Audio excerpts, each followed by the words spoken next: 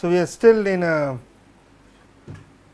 single CPU or okay, I am not gone to HPC yet, but memory is a very important component for efficiency, and you should know uh,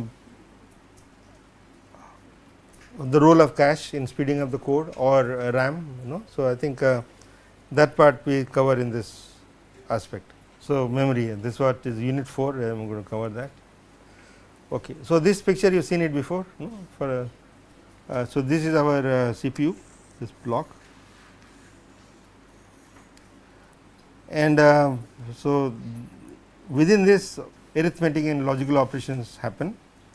L1 instruction is inside, L1 instruction cache as when L1 data cache is inside, but now you saw, well, some older CPUs had L3 and L2 outside, but now in ROM they are all inside, right. So, ROM had all inside.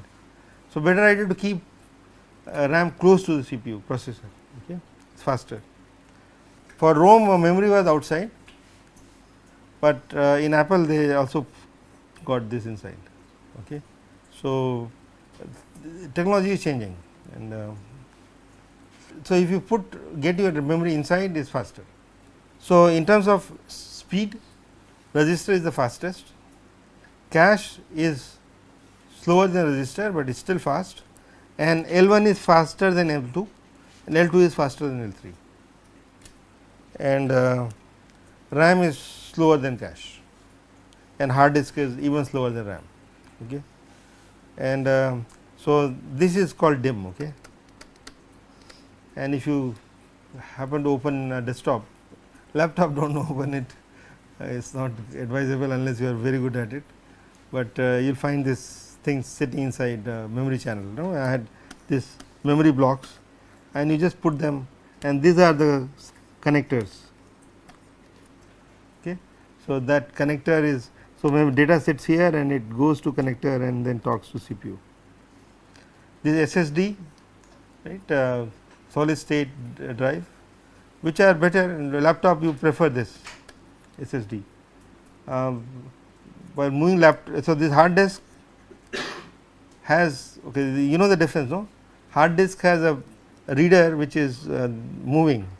So, this disk moves, I mean rotates, and you are traveling in a train and something happens and this alignment goes wrong, and that is it, your disk is dead.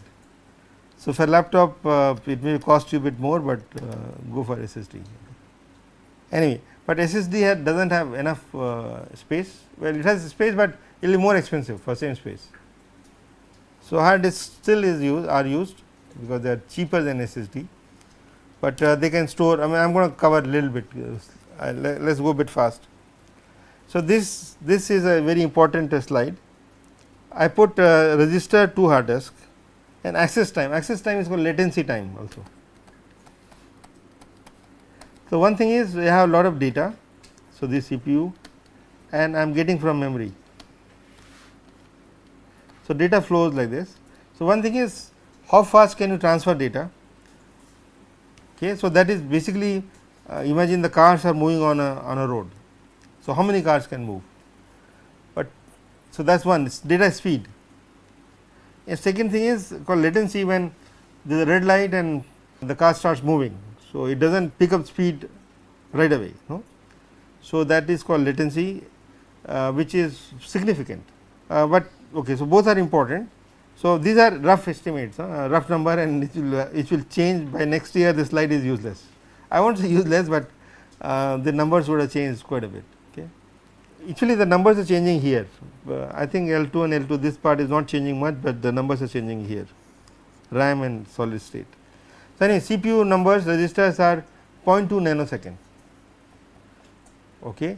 So, you can see it's very fast, no, 0.2 nanosecond, that is access time. And I also compare with RAM speed, this is 500 times faster. Some numbers I took my own liberty, I just dug out from, So, this book by Hennessy and Patterson is good. Some numbers are from that book. In fact, I think I have taken quite a bit from that book. L1 cache is 5 times slower, 1 nanosecond, right, 5 times. So, this is 100x. Speed and latency are not same, but we can get the idea by for the speed also is 100 times faster L1 cache. Okay. So, you should try to fit your data in L1 cache, and if you vectorize it, then it will automatically happen. L2 cache is around 4 times slower, 25, right, 3 to 10 second. L3 cache is even slower. Well, it turns out depends on various websites. I find that L3 cache is not very fast compared to RAM.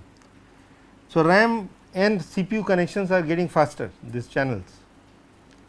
So, this is all technology. So, I mean these are people specialize in how to make this channel faster from RAM to CPU, and this one numbers I do not know exactly, but these numbers are of the same order, L3 cache to RAM. So, I do not know what things, how things will move, possible that all RAM will sit inside the, well, we do not know. By the way, Apple could fit 32 GB RAM inside, but in HPC we need bigger RAMs, we need 1 TB of RAM, and by the way RAM is also a transistor, no? So, you need more transistors, and so it is a compromise. In fact, Bergamo has less and it has more cores. You can't pack much more than what we can do today. We do not know, I mean I am not expert of this hardware stuff, but these are issues. Solid state drive is 1 by 30x compared to RAM. So, RAM takes some time, and from SSD if you want data transferred to CPU is going to be 1/30th, and hard disk is even slower. I mean this number like 10,000 times slower or 1000 times slower than RAM. So, you should never try to get data from the hard disk straight away, you should try to fit your data in RAM. That is why we need big RAMs. So, I want to work with something like 1 million by 1 million array matrix. So, it is a big number, not like 1 million is 10 power 12 data points. So, it can't be done in a single machine, you have to distribute it, but should all fit inside the RAM. In early days, the people used to fit things on hard disk and take chunks, but no, I mean that will be spoil the efficiency very badly. Okay. So, not a good idea. So, you should fit in the RAM. So, analogy is so what is cache? One way to understand cache is books on the shelf table is cache, book on your bookshelf is like RAM, and books in the library is like hard disk. Okay. So, that is analogy which is I have taken from some book. So, latency is something we should know, is a delay between data request from the processor and data fetch. Okay. First time before data starts to move, there are protocols, and that is latency. It is also called access time, I told you. These are steps I think you should know. These are some words also I think is a good idea. So, let me just read it out. Okay. The relevant program and data are brought into RAM for processing. So, first thing, when you start running a program, your program is basically in hard disk, it will come to RAM. Okay. Operating system will do it, you do not have to do it, it will just do it. Then doing the execution parts of the code and data that are needed immediately are sent to cache from RAM. So, from RAM it is going to cache. Now, data access. So, first try L1 cache. So, CPU is going to execute. So, it is going to see where things are. So, you are like if your book is there on the table is great, right, you do not have to get up.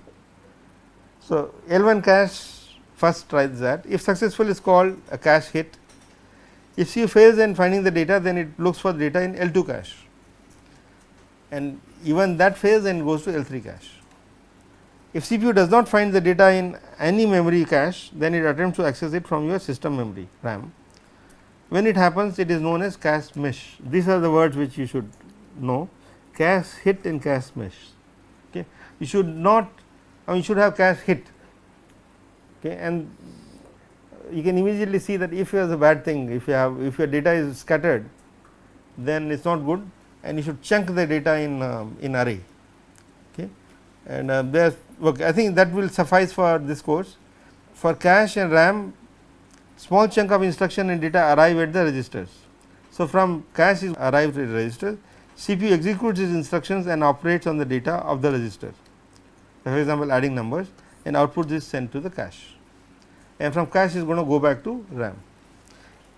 And when you finally done, then you need to save it to hard disk. Okay. If cache is refreshed with the new set of instruction and data, output is returned back to RAM. Okay. So, cache is refreshed. For example, for big matrix, I can't put all of it in cache, no. So, I put some data, then next for later operation, later cycles, I need newer data sets. You should, yeah. So, I think cache is refreshed, data is refreshed. Large arrays are written on the hard disk either during the execution or at the program. Okay. Sometimes, well, one more thing is that you should avoid writing during the execution, if possible. You understand what I mean? So, because hard disk is slow, and CPU will wait until the this writing is done. Typically, now there are CPUs which are smart, and they have some cores who are only responsible for input output. So, they are like postmasters, and other guys are working. So, office has divided into people who do only IO and other guys are doing but do not take your chance. You write a code where, suppose I want to write numbers and save it in a hard disk. So, I do not want to write one at a time, because each time I write I will be slowing down the code. So, you write in a buffer. So, I write 1000 numbers, and then when the buffer is full I send it to the hard disk. Okay. But of course, if you have big array and you do not want to put that in buffer, and you want to clean up your RAM, RAM is limited, no. So, that data you push it to hard disk, but only big data should go to the hard disk, not small sets. Okay. So, that is something you should keep in mind. Okay. Locality, I think we will do. So, instruction, so this was the two types of locality, spatial locality and temporal locality. Okay. Space, local, you understand, no, close by. So, spatial locality is instruction or data elements within relatively close storage locations, like array elements. Okay. So, array elements are close by, like this. Temporal locality. So, spatial locality is obvious, right, I mean you work with them, but temporal locality is also important. Instruction or data reuse within relatively small time duration. So, if I am summing lot of numbers, big array, then the variable sum, that is being updated. So, where should sum be? Should it be in RAM or should it be in cache? Cache, right, because, and I should not keep removing sum or reassigning sum. So, sum should be a global variable kind of thing, no, it is called a static variable, okay, in C. So, that variable should not be updated. If you update, then new thing will come and that will spoil efficiency. So, this is a temporal locality. So, this is instruction or data reuse within a relatively short duration. So, sum should be outside, declared outside the loop. Of course, you write sum equal to 0, and you declare also static, so that it is known that it is going to be there for a while. So, there are ways to do it. Okay. In C, we know it's static is one. These are simple tricks, but they are very useful tricks. Okay. So, main memory. So, I told you these are DIMMs, and they all sit here. These are the slots for memory. Okay. And so, now there are various types of okay. So, dual. So, this DIMM, this is dual inline memory module. Okay. Now, I do not exactly know what those words mean, but okay. The size of DIMM is 4 GB to 128 GB. Okay. Now, this will be more expensive, but 4 GB DIMMs are available, 2 GB, or no, I think it is 4 is standard. So, if you want 32 GB, then you need if 4 into 8. Okay. You can fit many DIMMs on a motherboard. So, DIMM has 288 pins. I told you about the pins, no, this they are all gold, gold or silver, especially gold. So, these are very expensive, I mean they are very expensive metals are used, okay, and I said M1 memory is inside the processor. Now, let us look at quickly about how this data is transferred. So, in one single clock cycle, so this is clock cycle, clock is in steps, it is not a sine wave. So, when the edge is going up in SDR memory, so SDR, the full form will come in the next slide. When the edge is going up, the data transfer is initiated, and it happens within the cycle, and when the next time the edge is going up, the next transfer is initiated. Okay. So, this one has only one transfer per cycle. Okay, got it? Now, next is I can do this operation while the edge is coming down as well, whether the edge going up and edge coming down are important. That is where computer knows that I need to do something. Okay. So, digital computers, this edge is very critical. Now, the DDR double data rate, so this is called single data rate and DDR double data rate. So, while going down also I can do operation. So, in one clock cycle I can send 2 data. QDR is 4 data transfer in one clock cycle. So, we have 2 clocks, 2 shifted by pi. So, pi by 4 actually, in fact 90 degrees. So, when this guy is going up, this guy is going up, after 1 quarter cycle one will go down, then this will go down and this will go up. So, you can see that one clock cycle from here to there are 4 operations possible. So, it is called QDR, it is 4 times fast. So, these are interesting technologies which are so SDR is static RAM. So, S is for static, okay, not single, static RAM. Okay. So, L3, L2 and L3 cache employ SRAM. DRAM is dynamic RAM, MOSFET technology, okay, and DRAM is slower than SRAM. Okay. Now, this is SDRAM is synchronous DRAM. Well, we may not, but I think when you purchase a RAM for your server, these are important thing to know. Okay. DDR is double data rate, SDRAM, QDR is quad data rate, and even they have better RAMs called GDDR. So, these for graphics. So, NVIDIA GPU use GDDR, and some newer processors are using HBM, okay, high bandwidth memory. The 3D stacking. So, memory is stacked in 3D and you can put more and they are faster. I will stop here and I think I will continue from this point.